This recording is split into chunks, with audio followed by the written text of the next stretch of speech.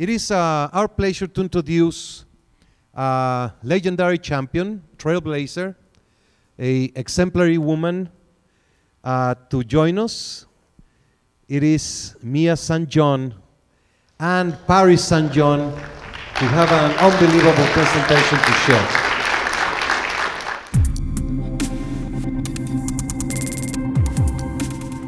Hi, my name is Mia St. John, and I am a WBC five-time world champion. And I am so honored to be here. Thank you, Mauricio and Jill, for having me here. You know, I had thought of this subject, boxing and retirement and addiction, after I had retired in 2017. I had a talk with Sugar Ray Leonard, a long talk with him, and I said, I don't understand how to do this. I don't know how to live life without my career. So let me take you back from the beginning. First of all, once upon a time, I had the most perfect life, the life that I had dreamed of as a child. I married the love of my life. I had 2 beautiful children with him. I was a 5-time world champion, traveling the world, doing shows, and I built my beautiful dream house on the hills of Calabasas. Life, could life not get any better than that? I had to pinch myself every morning to see if this was all real, because I couldn't believe it myself. And then one day I get a call, the worst call of my life, that my son had taken his life. And I swear China could have heard me scream and wail so loud.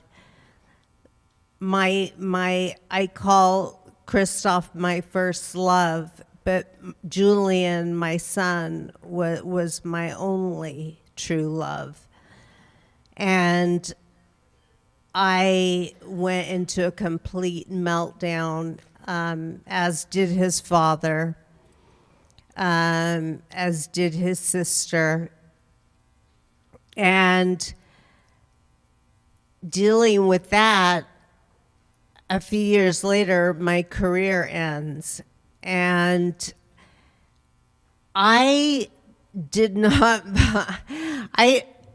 I always say I was terminated. I did not voluntarily give up boxing. Mind you, I'm 49.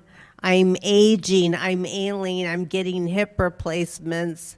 I'm getting MRIs saying you need to retire. And I still was like, no, I'm fighting. But I could not find anyone to sanction me to fight. There was no promoter on this earth that was willing to let me fight. And so I always say I was forced into retirement. I didn't willingly go into it. But it was the hardest thing I had to do on top of dealing with my son. I lost my purpose. My purpose was my son, and my passion was boxing, and I lost them both at the same time.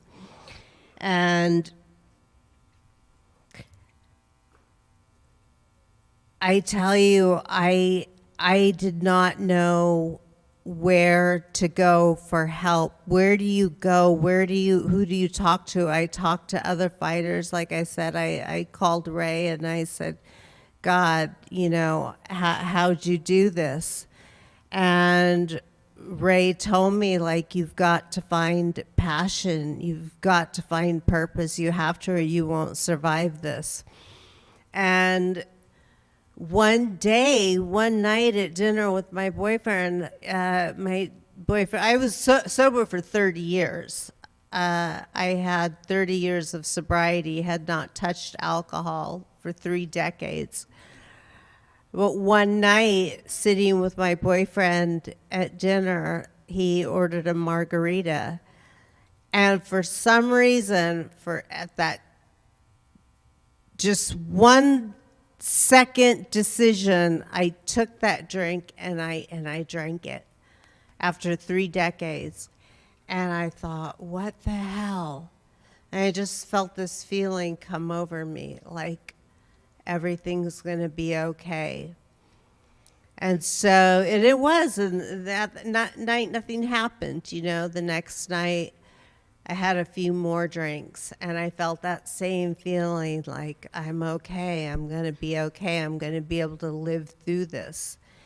And the next night came, and the next night, and the next night. And pretty soon it was every weekend. And every weekend soon turned into every day. I was like, well, I'm only going to drink on weekends, because I'm not an alcoholic. But then it didn't matter what day it was, whether it was Sunday, Monday, Tuesday, Wednesday, Thursday. It was all the same to me. And I swore, well, I'd only drink in the evening, and because alcoholics only drink in the morning.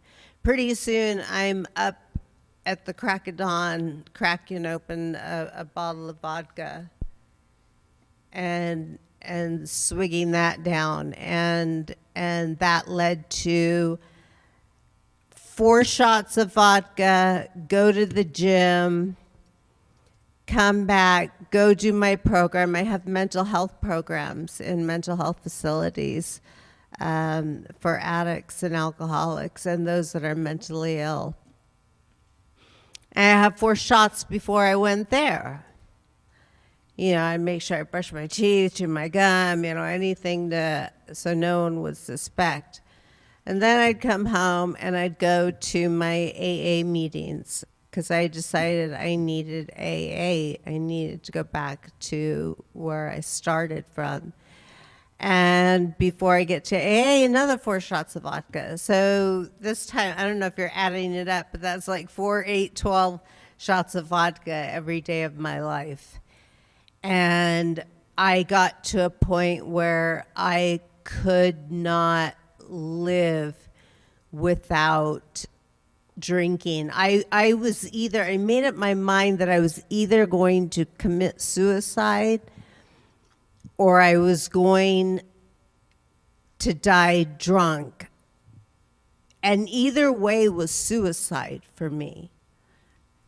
And the only thing that saved me was one day I get a call. My daughter was living in Idaho with my sister, and I get a call. You need to come here as soon as possible. And I came there, and my daughter was having her own mental health issues. And I took her home, and she came back to live with me. And I realized, wow, this whole time I had been focused on my son and the grief of my son. I was ignoring my daughter, who I loved so much and was the light of my life. But here I was, drunk and living in oblivion and not dealing with the pain of my son. And I couldn't do that to my daughter. I couldn't do that. And so all of a sudden, I had purpose again. I had purpose. And remember, that's what Ray told me, was I needed purpose and I needed passion. And there was my purpose. My purpose to live was my daughter. I had to live on for her. And I found passion through all the kids that I work with at these facilities that every day I come in there, they tell me, Via, we love you, and they hug me and they kiss me, and they're like, the champ is here, the champ is here. It's so funny because they think like I'm like some big celebrity or something, and it's really neat, and it gives me passion. I have a passion for that. I also found a passion for hiking, which gives me that adrenaline rush that I miss, that, you know, fighters like Chevelle, I know you know what I'm talking about, that adrenaline that you get that runs through your veins when you're about to fight. And there's no feeling like it in the world. There is no other career like this, you know, and so where would I find that after retirement?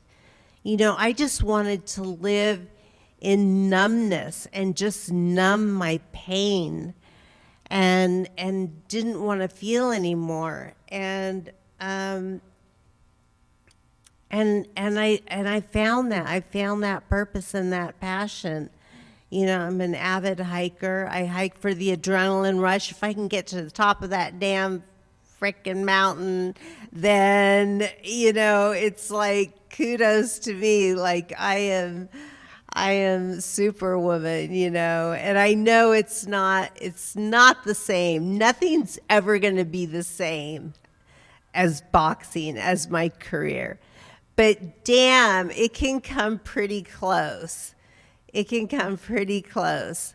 And for that, I am so grateful. And I'm so grateful to my daughter, who has been such a blessing coming home, having her move back in with me. And she keeps an eye on me. She's like, oh my God, she counts my meds. She looks through the house for empty bottles, you know. And I have so many empty bottles throughout my house that I never even knew I had, like, because I drank so much. And I remember I used to stuff them and hide them in places. And so there's all these like empty bottles around, so hiding somewhere in some drawers of mine and garbage cans and suitcases or wherever. But my daughter really looks over me. We look over each other. We take care of each other. And I'm so proud of her. And I thank God for her every day. And I thank God for the WBC for giving me the career of my lifetime, the career of my life, the career that I had always dreamed of. And I know Christy Martin is here, and we were long rivals for a long time. She was with Don King and I was with Bob Arum. And I always said, one day I want to fight, I'm going to fight Christy Martin. And I remember Bob Arum telling me, you're going to get killed. You're crazy. Anyway, thank you so much for being here, and thank you for listening.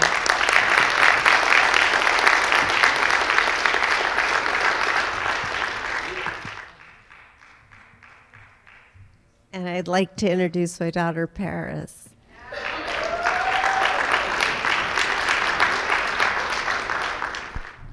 Thank you so much. Thank you, Mom, and thank you to the WBC, and thank you guys. I'm so inspired being here, and my biggest inspiration is my mom. Growing up, she was a 5-time world boxing champion, and being able to grow up with her as my mom was an inspiration to me. She fought hard, and she fought hard outside the ring too, fighting for mental health and sobriety. We've gone through so much as a family.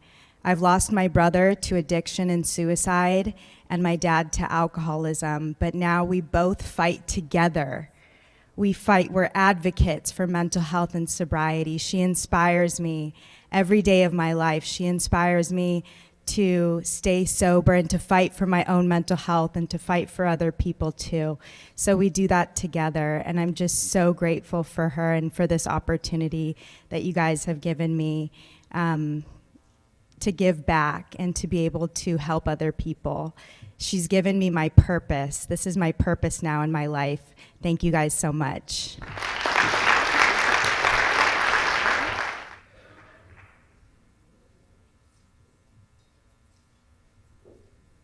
I just have to add that it is thanks to Mia that the WBC got involved with the U.S. Congressional Mental Health Task Force.